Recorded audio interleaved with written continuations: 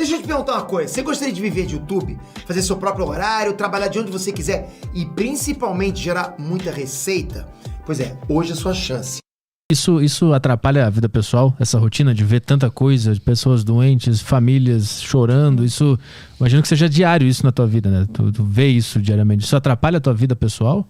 Poderia atrapalhar, mas eu não deixo atrapalhar, assim, poderia, então, ao longo da minha jornada, eu fui desenvolvendo formas de me blindar, então, pra mim, eu acho que você precisa de válvulas de escape para que você não desconte toda essa carga energética em outras pessoas. Porque você recebe muita carga energética durante o dia.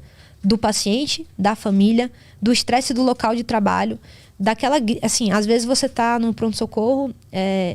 Eu trabalhei em pronto-socorro de alta complexidade e também de baixa complexidade. Nos dois ambientes, às vezes tem o desafio do paciente não entender muito o que você faz. Então, às vezes você tá ali atendendo um resfriado e ao mesmo tempo você está cuidando de um paciente que está com um trauma super grave na sala do lado. Você é o mesmo médico que está fazendo as duas coisas. Então você tem que virar a chave o tempo inteiro. Tipo, tô fazendo isso, tô fazendo aquilo.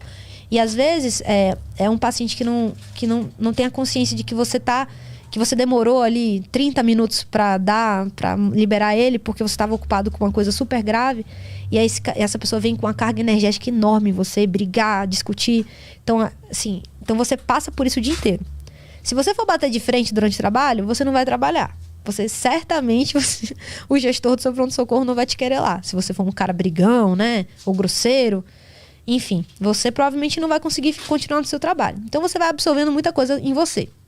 E aí, se você já chega em casa à noite, então, a gente geralmente tem essa tendência, né? Como ser humano, de externalizar para o elo mais frágil. Então, em casa, às vezes você acaba sendo grosseiro com seu parceiro, ou sua família, sua mãe, seu pai, seus amigos.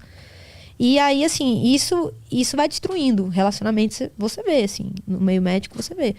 Pessoas que têm muita dificuldade de ter relacionamentos sólidos, né? Tanto de amizade, mas mais importante mesmo como casal mesmo, assim, a construção do matrimônio é mais difícil na medicina. Tanto que você vê muito médico casando com médico. Você fala, as pessoas se entendem. Mas não deveria ser assim, né? Você é uma pessoa normal. Você é uma pessoa que você escolheu fazer medicina. Existe muita solidão entre os médicos? Uma reclamação frequente? Muita solidão, muita solidão. Tanto que tem esse comportamento, assim, de acabar todo mundo, assim, médicos se relacionando com médicos ou com outros profissionais de saúde, porque tem a tendência de entender que só aquelas pessoas vão entender o que você faz. Sendo que isso pra mim é uma das coisas que eu mais abomino, assim, que eu acho que não tem nada a ver. Tipo, você vai me olhar e vai falar, médica. Não, pô. Isso é uma coisa interessante, né? Porque todo profissional precisa estar bem para exercer a sua profissão da melhor maneira possível, né? Qualquer pessoa precisa estar bem. E é engraçado que o médico é o que mais precisa estar bem, porque a profissão dele é muito delicada e muito importante, né? Mas ao mesmo tempo, o médico tem uma rotina muito esquisita, de plantão, de passar o dia inteiro, ficar com olheira e não comer bem.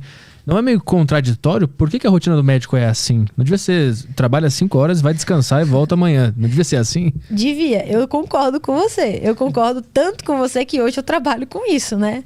Então, hoje eu trabalho, tenho uma escola de competências humanas e habilidades humanas, né, para médicos de medicina. Porque é justamente isso. É meio absurdo. Falo, eu estou me propondo a cuidar de vidas, mas eu não estou bem. Então, assim, como é que você vai dar o melhor pro outro se você não consegue dar o melhor pra você? Pra mim, não faz o menor sentido. E aí, você vai vendo aquelas pessoas frustradas ao longo da jornada. Frustradas, que não atendem bem seus pacientes. Aquele médico que é grosseiro, que não olha pra você. Enfim, porque ele não consegue não olhar pra ele. Então, a gente vê que na faculdade de medicina, a gente já começa a ver a situação de estresse, de burnout. E as coisas vão piorando. Então, na residência tem bastante burnout. As pessoas deixam de cuidar de si, então acabam param de fazer atividade física, param de fazer as coisas que gostam. Então, a alimentação deve... Nossa, alimentação é um caos. Então, assim, plantão é aquela coisa permissiva. Tô de plantão, posso pedir pizza. Todo dia. Então, você acaba não cuidando zero. As pessoas têm a tendência a não cuidar delas mesmas, assim, e pra mim isso não faz o menor sentido. Mas isso é uma cultura, é cultural. É cultural. Mas como é que tu faz? Porque tu é triatleta, Sim. Como é que é? Iron Man também tu faz, né? Eu faço. Como é que tu consegue fazer tudo isso ao mesmo tempo e cuidar da alimentação e fazer plantão? Tu deve ser uma exceção na área, né? Não sou. Assim, eu não me vejo como uma exceção, porque eu tenho vários amigos médicos que têm uma rotina muito parecida com a minha. Eu tenho vários amigos triatletas. Então, eu faço, na verdade, assim, eu cresci no meio do esporte. Então, meu pai, ele era remador, né? Ele remou até na seleção brasileira, no Flamengo, enfim. Então, meu pai, assim, eu cresci ouvindo histórias de esporte na minha casa. E desde criança, o incentivo do esporte era muito grande. Então, eu comecei a fazer esporte e acho que a minha primeira lembrança de eu como ser humano é fazendo alguma coisa. Então, pra mim, sempre fez parte da minha vida. Sempre foi uma válvula de escape. Então, eu joguei tênis até os 18 anos. Aí, depois eu entrei na faculdade. Eu continuei fazendo exercício. Aí fazia... Mas, assim, era mais pra desopilar mesmo. Assim, eu fazia crossfit, enfim, surfava. Minha família é de surfista. Aí, enfim, esporte porque eu gosto, né? E aí, quando eu tava na pandemia, eu comecei a correr pra desestressar. Porque era, assim, chegou um ponto que... imagina, assim... eu sempre fui acostumada a fazer esporte. Aí eu não podia fazer, porque eu não podia ir pra lugar nenhum. Não podia ir pra academia do prédio, não podia fazer nada. Aí eu treinava em casa. Então, foi uma época, assim... Foi a época que eu ia treinava em casa. Eu tenho um amigo, né? O meu amigo que é meu sócio na escola... que eu tenho uma escola que ensina medicina de emergência. E a gente, tipo assim, a nossa rotina era... A gente fazia apoio, aquele treino em casa. Apoio, agachamento, não sei o que lá. E produzia conteúdo pra escola. Pra esquecer o hospital. Era basicamente isso. Quando a gente não tava no hospital, a gente tava fazendo isso. Produzindo aula. Enfim, a gente fez uma série de Covid pra as pessoas que estavam no front, que estavam trabalhando. A gente fez uma série de aulas, enfim. E fiquei muito debruçada nisso. Então, minha vida era esporte. Eu chegava em casa, fazia esporte umas 3 vezes no dia. Fazia um treininho em casa umas 3 vezes no dia. E aí, quando chegou um certo momento que eu não aguentava mais ficar em casa fazendo exercício. Eu falei, vou correr. Falei assim, vou correr. Mas eu nunca tinha corrido mesmo assim na vida. Aí eu chegava e ia correr. E aquilo me fazia muito bem.